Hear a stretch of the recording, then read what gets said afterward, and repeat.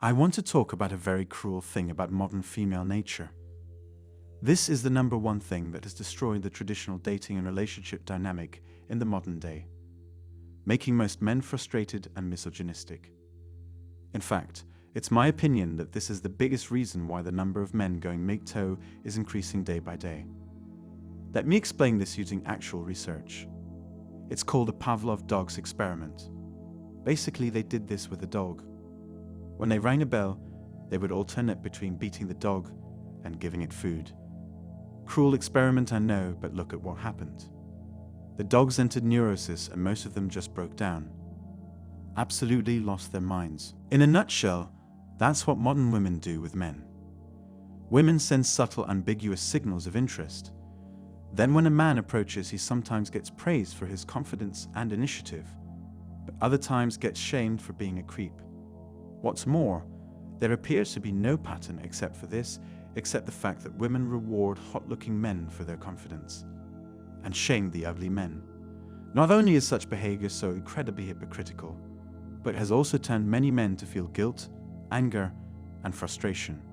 Young men trying to figure out why women don't respond to them the same way as she does to others, and either become women haters or bitter people. It's a very cruel double standard that women are so blatant about. They do it openly and without shame. They joke about it on Twitter openly and discuss it openly. They wield it around as a weapon to get rid of ugly men and appear more desirable. Any man they don't like either can also be labeled as a creep. Such rumors spread around like wildfire. Many people's lives have been destroyed by such fake accusations and rumors. Double nature like this is a core part of women's personalities. They live off of it. They are ignorant of it. They refuse to accept it. And yet it's there. Let's talk about the biggest argument of all time, right? Height versus weight. You'll see all kinds of women out there shaming short men and openly saying they prefer tall men. Nothing wrong with that so far. If she wants a taller man, I can't blame her. I'd also want hot girls, so that's fine. It gets crazy when she starts blaming men for being short and shaming short men, telling men they aren't manly if they're below 5'10".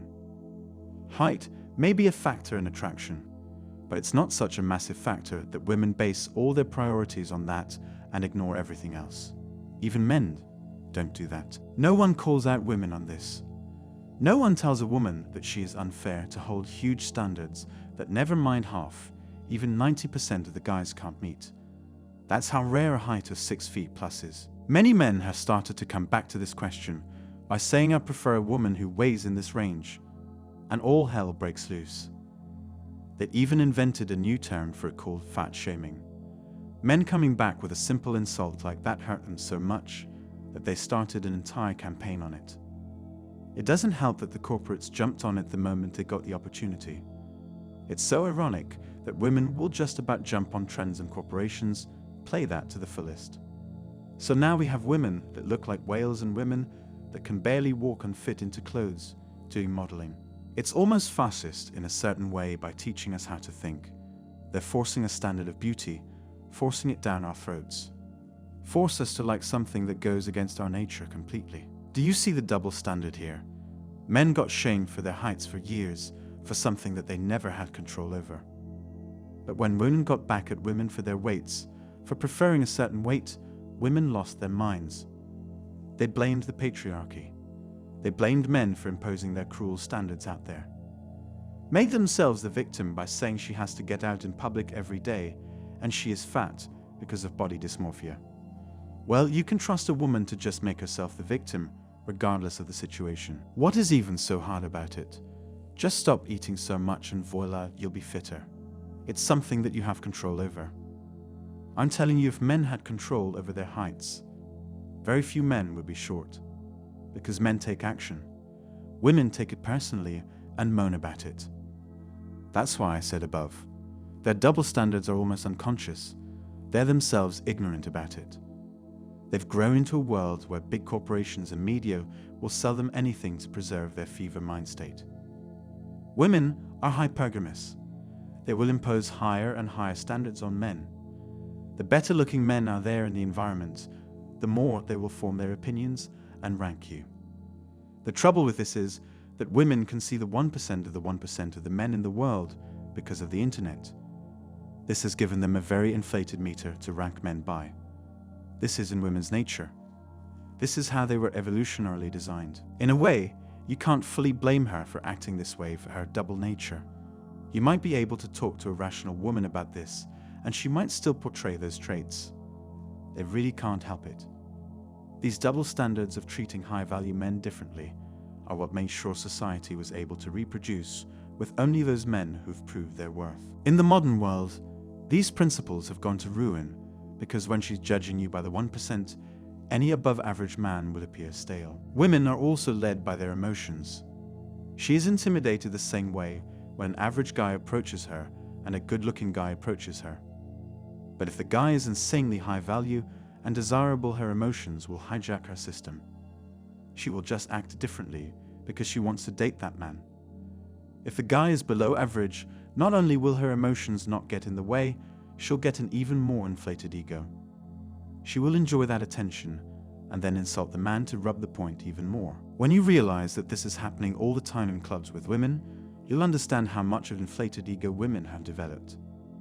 Without any internal inspection and self-critique, they continue to act this way all the time without feeling any guilt. Let me tell you what you can do about it.